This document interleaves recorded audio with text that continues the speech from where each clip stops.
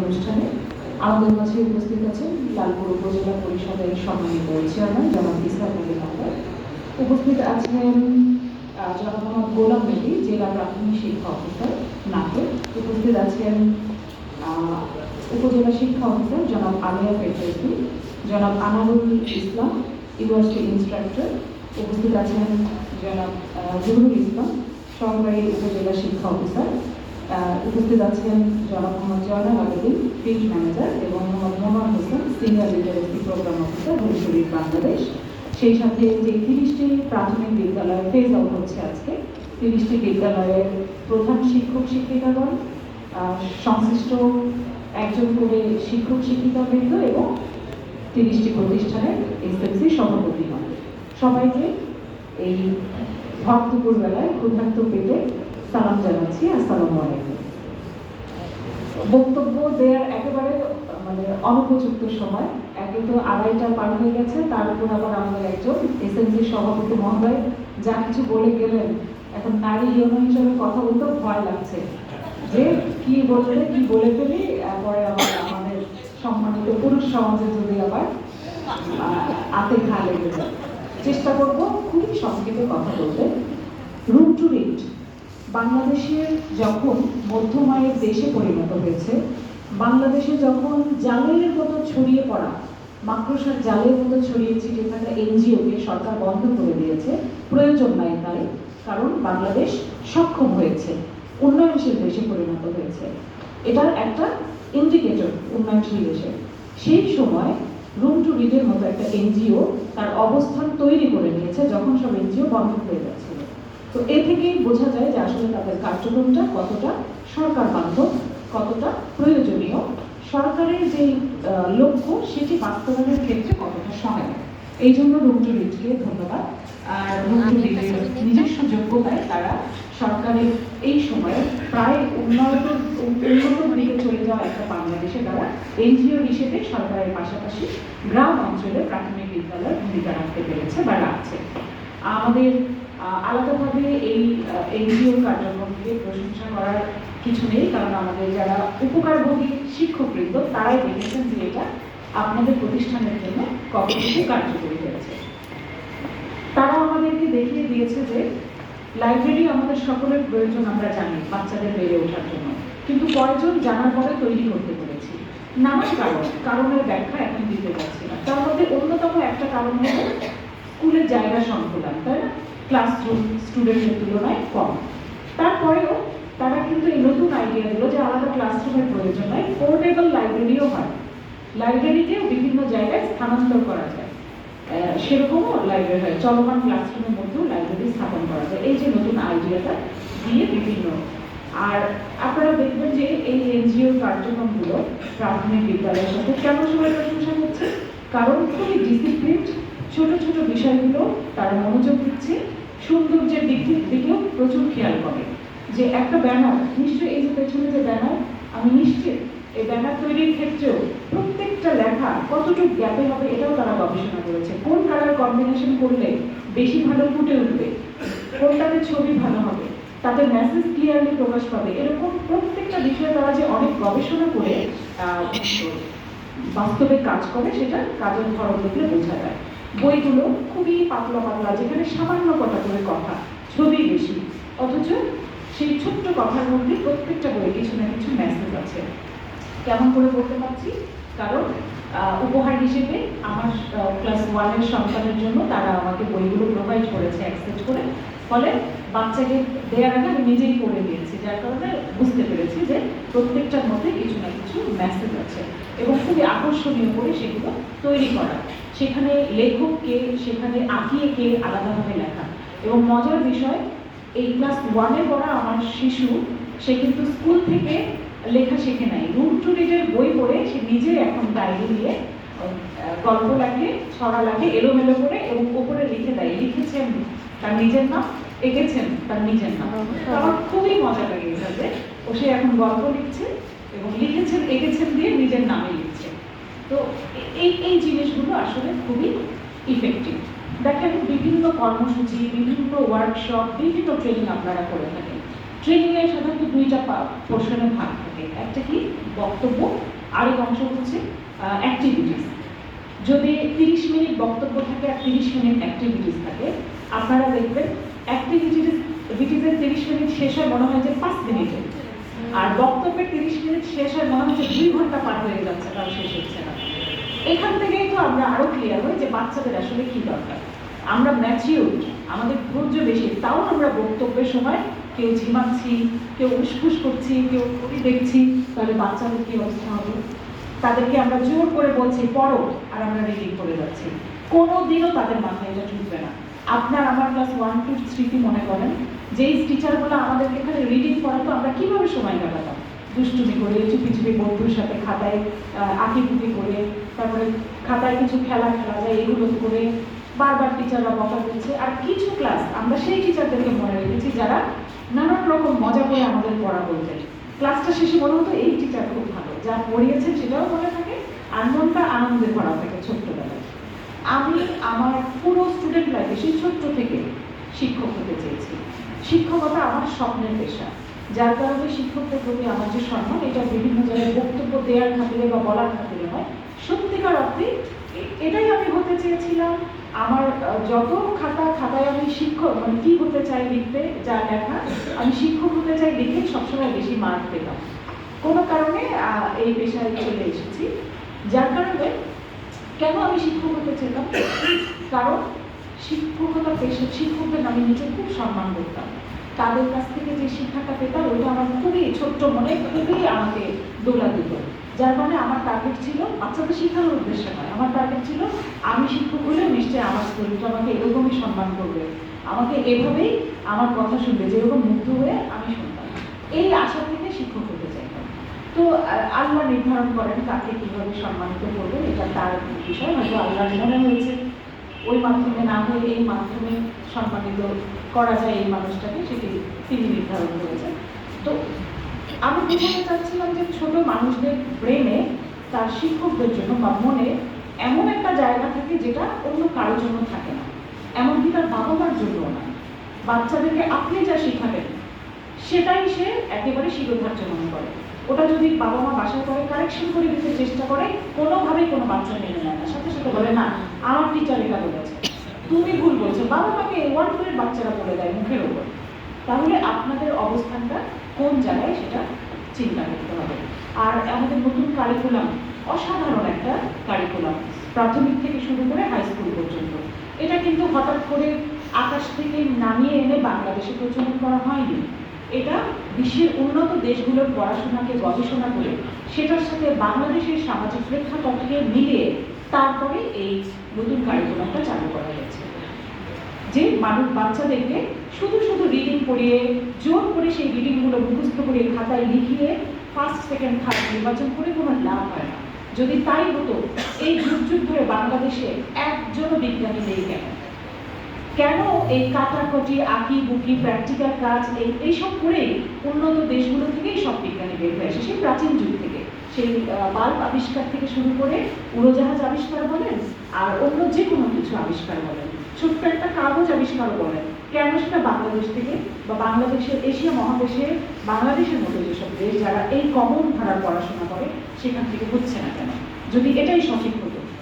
আর আমার একটা বাচ্চা, তার আচরণ ঠিক নাই, সে বন্ধুর সাথে খুবই দুষ্টামি করে, কথায় কথায় বন্ধুকে ঘুষি মেরে নাক ফাটিয়ে দিচ্ছে, অথচ সে খুব ব্রিলিয়ান্ট, খাতায় যে কোনোভাবে সে এমন লেখা লেখে যে টিচারের কাটার উপায় নাই। সে টিচারকে অসম্মান করছে, বন্ধুর সাথে খারাপ আচরণ করছে, কিন্তু সামহাও সে সব কিছু মেমোরাইজ ভালো করতে পারে। আর খাতায় লিখে দিল, তাকে বলা হলো ফার্স্ট বয়, ফার্স্ট গার্ল। কি করা হলো যে দুষ্টু জানে কিন্তু ব্রিলিয়ান্ট। তো এটাতে কি কোনো লাভ হলো? সেই বাচ্চা ভবিষ্যতে না একজন ভালো রাজনীতিবিদ হতে পারবে, ভালো নাম্বার পেলো, না একজন ভালো চাকরিজীবী হতে পারবে, না একজন ভালো ব্যবসায়ী হতে পারবে, না ভালো সন্তান হতে পারবে, না ভালো স্বামী হতে পারবে। লাভ কি আমার ব্রিলিয়ান্ট বাচ্চা দিয়ে? সেই জন্যই এখনকার মূল্যায়ন বন্ধু বন্ধুকে মূল্যায়ন করতে পারবে। টিচার স্টুডেন্টকে তার শুধু খাতায় লেখা নয়, আচরণ দিয়ে মূল্যায়ন করবে। এভাবে 4-5 ধাপে একটা বাচ্চা মূল্যায়ন যখন হবে, তখন না সে তার আচরণগত সংশোধনগুলো আসবে। আমি মনে করি এখন আমাদের দেশে যে আমাদের ম্যাচিউরদের যে আচরণের ত্রুটি, এটা দূর হবে আগামী 10-15 বছর পর, যখন এই নতুন কারিকুলামের বাচ্চারা আপনার আমার সিটগুলোকে দখল করবে। এটা ঠিক একটা সুন্দর বাংলাদেশ গড়ে তুলবে, যে দেশে সবচেয়ে বেশি বেকার হয়ে বসে থাকবে পুলিশ এবং কোর্ট, তাদের কোনো কাজ থাকবে না, কারণ কোনো অন্যায় হবে না। এরকম হবে সবচেয়ে বেশি শান্তির একটা সংস্থা হবে রাজনৈতিক সংগঠন, কারণ সেখানেও এরকম উপযুক্ত নৈতিক শিক্ষা দ্বারা শিক্ষিত ছেলে মেয়ে থাকবে, তারা অন্যায়, তারা গন্ডগোল ফাসাদ করতেই জানবে না। তো এই আমাদের প্রত্যাশা, যার কারণে নতুন কারিকুলামকে অবজ্ঞা, মিথ্যা প্রোপাগান্ডা, অপপ্রচার নয়, আমাদের সবার আগে মেনে নিতে হবে টিচারদেরকে, তারপরে সেটাকে মানিয়ে নিতে হবে গার্জিয়ানদেরকে নিয়ে এটা করতে হবে। ভালো একটা জিনিসকে অপপ্রচার করে নষ্ট করা যাবে না। আর লাইব্রেরি প্রয়োজন, এটা আমরা যুগ যুগ ধরে জানি যে লাইব্রেরি ছাড়া, বই ছাড়া কখনো কোনো জাতি গড়ে ওঠে না। আর আমরা নিজেরাও কি করতাম, এটা আমাদের বাবা মায়েরা বুঝতো না, যার কারণে আমাদের গল্পের বই কিভাবে পড়তে হতো, বইয়ের নিচে লুকিয়ে দিয়ে। আর এখন সেটা বুঝতে পেরে এটা ওপেন করে দেওয়া হয়েছে যে বাচ্চাকে যা খুশি সে পড়তে চায়, পাঠ্য বই জোর করে মুখস্থ করার মাধ্যমে সে কিছুই শিখবে না, বরং সে যেখানে আনন্দ পাবে সেই জিনিসটা আপনি একটু গাইড দিয়ে তাকে সেটি শিখাবেন। এটা এতেই বরং সে একজন যোগ্য চাকরিজীবী, যোগ্য ব্যবসায়ী, যোগ্য রাজনীতিবিদ হয়ে বড় হয়ে উঠবে। আমরা মাস্টার্স পর্যন্ত, যেটা আমার জীবনের প্রয়োজন নয়, 24-25 বছর জীবনের সবচেয়ে ইম্পর্টেন্ট সময়, সেই পর্যন্ত আমরা মুখস্থ পড়ে পড়ে পড়ে পড়ে পড়ে পড়ে তারপরে এসে চাকরিতে বুঝি যে এই পড়ার কোনো প্রয়োজন ছিল না, এখন আমি যে চাকরি করবো ওই রিলেটেড পড়া আমাকে এখন ট্রেনিং দিয়ে শিখতে হবে। তাহলে আমার 25-26 বছর কেন নষ্ট করলাম, 30 বছর জীবনের কেন নষ্ট করলাম, করে চাকরির বয়সও শেষ, আমি নিজে কাজের জন্য যোগ্য না, কোনো চাকরিও পেলাম না, ব্যাস এইবার সার্টিফিকেট কয়টা নিয়ে সরকারকে দোষারোপ। এই সরকার কিচ্ছু পারে না, এই দেশ আমাকে চাকরি দিতে পারলো না। কেউ কেউ এখন ফেসবুক হয়েছে কি করে, সার্টিফিকেট আগুন দিয়ে পুরাই দিচ্ছে। নিজেকে আমরা যোগ্য করে গড়ে তুলতেই পারছি না, অথচ দোষ রাষ্ট্রকে দিচ্ছি। খালি কটা সার্টিফিকেট থাকলেই হয়? উন্নত দেশে কিন্তু কোনো পড়াশোনা নাই, বিয়েতে মুখস্থ বিদ্যার কোনো পড়াশোনাই নাই। ফিনল্যান্ড বলেন, চীন জাপান বলেন, চীন জাপানে তো আরো বেশি, জাস্ট অ্যাক্টিভিটিস, যার যে বিষয়ে আগ্রহ সেই বিষয়ে তাকে ঠিক ছোট থেকে গড়ে তোলে। 18 বছরের পর ছেলেমেয়েরা আর পড়ে না, যার যার কাজে নেমে যায়। আর আমরা 30 বছর পর্যন্ত, মানুষের কর্মক্ষম সময় 18 থেকে 40, ওইটার মধ্যে 30 বছর পর্যন্ত আমরা পড়াশোনা করে শেষ করি। উন্নত দেশের ইউনিভার্সিটিগুলো চলে কেমনে? এই যে আমাদের এশিয়া মহাদেশের দরিদ্র দেশগুলো, আমরা যারা বোকা, আমাদের ছেলে মেয়েদের দিয়ে ওদের ইউনিভার্সিটি চলে। অক্সফোর্ড বলেন আর যত বড় বড় ইউনিভার্সিটি বলেন, ওদের ছেলেমেয়েরা পড়ে না, ওরা 18 বছর পর্যন্ত পড়ে কাজে নেমে যায়। আর আমরা জায়গা দেশের টাকা নষ্ট করে ওদের ভার্সিটিগুলোকে চালু রাখি। তো এইখান থেকে বের হয়ে আসার জন্যই নতুন কারিকুলাম। আর সেটার জন্য পড়ার পাশাপাশি কিভাবে অন্য পড়ার প্রতি, রিডিং পড়া, গল্পের বই পড়ার প্রতি আগ্রহ সৃষ্টি করা যায়, সেক্ষেত্রে গত 3-4 বছর ধরে নটুরিং যেভাবে প্রাথমিক বিদ্যালয়গুলোকে সহযোগিতা করে এসছে, ওনারা বারবার দেখেন ফেজ আউটের দিনে এই যে অনুষ্ঠানের নামটাই দেখেন সমাপনী ও স্থায়িত্বকরণ, শেষ করে হইয়াও হইল না শেষ, রবীন্দ্রনাথের মতো ওনারা এটা চাচ্ছেন, সমাপনী করে আবার এটাকে স্থায়ী যেন হয় সেটা চাচ্ছেন। তো স্থায়ী তো হবে, বারবার আমাদের অনুরোধ করার প্রয়োজন আমি মনে করি যে নেই, কারণ আমাদের বাচ্চাদের জন্য এই লাইব্রেরি, এই পড়াশোনা, আনন্দের মাঝে তাদের বেড়ে ওঠা যে কত প্রয়োজন সেটা তো আমরা জানি। সুতরাং 3 বছর পর এটা শেষ হয়ে যাক, এটা নিশ্চয়ই কোনোদিন হবে না। এই প্রতিশ্রুতি আমাদের টিচাররা নিশ্চয়ই আজকে আমাদের এই অনুষ্ঠানে যারা আয়োজন তাদেরকে প্রতিশ্রুতি দিয়েছেন বা দিবেন। এখন আসি যে আমাদের সভাপতি মহোদয় একটা স্কুলে তিনি বড় আক্ষেপ করেছেন যে 60% নারী কোটা এখানে প্রাইমারিতে, বেশিরভাগই নারী দেখা যাচ্ছে। তো প্রাথমিক বিদ্যালয় এমন একটা জায়গা যেখানে ছোটদেরকে শিক্ষাতে হয়, এবং স্বাভাবিক আমরা জানি যে ছোটদেরকে শিক্ষা দিতে নারীরাই খুব ভালো পারে, কারণ আপনাকে হাঁটতে, চলতে, ভদ্রতা, এগুলো কিচ্ছু স্কুল থেকে শিখায়নি, শিখিয়েছে আপনার মা। আপনার ভদ্রতায় যদি কোনো ত্রুটি থাকে, আপনার মায়ের ত্রুটি, আপনার বাবার না। যার কারণেই নেপোলিয়ন বোনাপার্ট বলেছিলেন, আমাকে একটি শিক্ষিত মা দাও, আমি তোমাকে শিক্ষিত জাতি জানি। সেই জন্যই কিন্তু কোনো কোটা ছিল না, কোনো নারী কোটায় চাকরি পেত না। তারপরে নেপোলিয়ন বোনাপার্ট এটা বলেছিলেন, কারণ শিক্ষিত মা ছাড়া কোনো দিনও শিক্ষিত জাতি তৈরি সম্ভব নয়। এবং আমাদের স্কুলে যেসব টিচাররা, নারী টিচাররা প্রাথমিক স্কুলে কাজ করছেন, তারা মায়ের ভূমিকায় পালন করছেন, তারাই মায়ের ভূমিকা পালন করছেন। এবং দীর্ঘদিন ধরে বঞ্চিত হয়ে থাকার পরও একটা মেয়েও গলা উঁচু করে বলে না, কেন এত বছর আমাকে বঞ্চিত রাখলে? এখন আমরা আমাদের যোগ্যতা এবং মাননীয় প্রধানমন্ত্রী শেখ হাসিনার সহযোগিতায় কিছু একটু বেশি সুবিধা পেয়েছি জন্য আপনারা বলতেই আছেন গত 15 বছর ধরে কেন মেয়েরা বেশি সুবিধা পাচ্ছে। আমরা যে এত বছর ধরে কোনো সুযোগ সুবিধা না পেয়ে চুপচাপ নীরবে ঘর সংসার সব সামলে দিচ্ছে, আমরা কিন্তু অভিযোগ করিনি, বরং আমরা মুরগি রান্না করলে আপনাদেরকে রান্নাটা দিই, আর গলা আর পাখনাটা আমি আর আমার কন্যা সন্তান নিয়ে খাই। অথচ আপনারা ওই যে এই বৈষম্যটা করি জন্যই বড় হয়ে আপনারা সন্তানটিকে যেই স্বামী আর বাবা হয়ে ওঠেন অমনি আপনাদের গলা উঁচু করে আবার সেই মাকে দোষারোপ করেন। কারণ আমাদের অপরাধ, আমরা কন্যা সন্তানকে পাখনা আর ডানা কেটে দিয়ে আপনাকে ডানটা কেটে দিয়েছি। এই বৈষম্য যদি একজন মা না করতো কোনো সন্তান ভিন্ন রকম হতো না। একজন মায়েরই দোষ, সে ছোট্ট থেকে তার সন্তানকে সঠিকভাবে মানুষ করতে পারে না জন্যই সন্তানরা এই বৈষম্যমূলক কথাবার্তা বলে। এটা কখনো পুরুষের দোষ নয়, একজন নারী হিসেবে একজন মায়ের দোষ, খালার দোষ, নানির এবং দাদির দোষ। আর সেই জন্য আমাদের ম্যাডাম বলেছিলেন না যে রুম টু রিড, পুরোনো জিনিসকেও বা পুরোনো প্রয়োজনকেও কীভাবে নতুন মোড়কে উপস্থাপন করা যায় এটা দারুণভাবে জানে। এটা কিন্তু আমাদের নারী টিচাররাও দারুণভাবে জানে। আমরা মায়েরা মেয়েরা বরাবরই সংসারের কোনো জিনিস ফেলে দেই না, তাই না? সংসার আমাদের একটা গবেষণাগার। আমাদেরকে যে শাড়িটা কিনে দেয় আমাদের স্বামীরা, আমাদের বাবারা, সেটাও পুরনো হয়ে গেলে কি করি আমরা? আবার পরম যত্নে সেলাই করে কাঁথা বানিয়ে আমার স্বামী সন্তানের গায়ে পরম আদরে জড়িয়ে দিই। এই গুণটা নারীর মধ্যে আছে, তিনি কোনো কিছু নষ্ট করেন না। একটু আগে আইসিডিসিটির একটা ট্রেনিং ঈশ্বরতে গেলাম, সেখানে মেয়েদেরকে শেখানো হচ্ছে পুঁজি, সঞ্চয়, একতা, সমতা, তারপরে সমন্বিতভাবে কিভাবে উন্নয়ন করা যায়, যা কিছু শেখানো হচ্ছে আমি দেখলাম যে এগুলো কোনোটাই একটা নারীকে শেখানোর আগেই তিনি গ্রামের নারীও নিজের অজান্তেই করে ফেলেন। কারণ প্রত্যেকটা কুড়ে ঘর হলেও ওই ঘরে ঢুকলে দেখা যাবে চালের ভিতর লুকিয়ে রাখা আছে 2টা টাকা, চালের ড্রামে 2টা টাকা, বালিশের নিচে টাকা। এই যে সঞ্চয় করে রাখার প্রবণতা, এটা নারীদের। বাজারে দিয়ে যায় একজন পুরুষ, তিনি জানেন না যে সেখান থেকে 2টা পটল, একটু আলু আমরা সরিয়ে রাখি, পরের দিনে আবার যেন একটু কম বাজার করতে হয় আমার স্বামীকে। এই জিনিসগুলো আমরা নারীরা অটোমেটিক জানি। এতদিন ধরে চাকরি করার পরেও আমরা অফিসে বা স্কুলে আসার আগে রান্না করে আসা এবং স্কুল থেকে যাওয়ার পরে আবার সবাইকে খাওয়ানো থেকে রেহাই পাইনি, পেয়েছি? আপনি রেঁধে এসেছেন সকালবেলা?